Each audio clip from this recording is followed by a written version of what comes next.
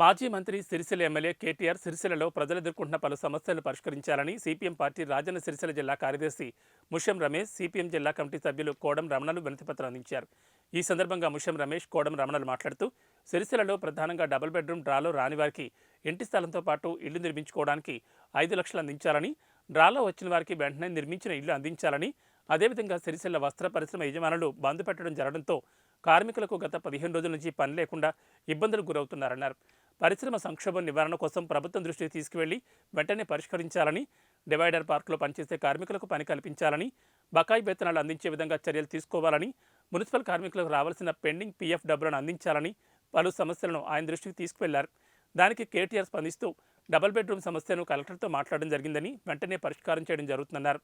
Powerloom కార్మికుల సమస్యల పరిష్కారం కోసం హైదరాబాద్లో చేనేత జౌళి శాఖ మంత్రి తుమ్మల నాగేశ్వరరావు, వినోద్రావు కలిసి పవర్లూమ్ పరిశ్రమ సమస్యల పరిష్కారం కోసం మాట్లాడడం జరుగుతుందని అన్నారు.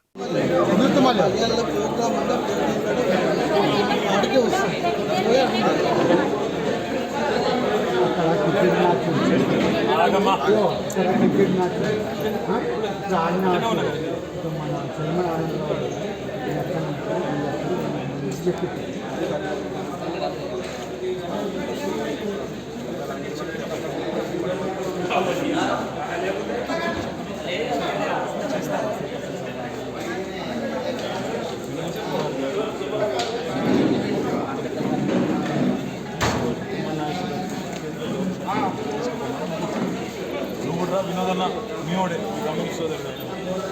ప్రయత్నం చేస్తాను. ఇప్పుడే మాట్లాడు, 5 నిమిషాల కింద మాట్లాడినా, 5 నిమిషాల కిందనే మాట్లాడినా. మీ వివరాలన్నీ చైర్మన్ గారి దగ్గర ఉన్నాయి, తప్పకుండా మాట్లాడతారు. 5 నిమిషాలు మళ్ళీ చెప్తా.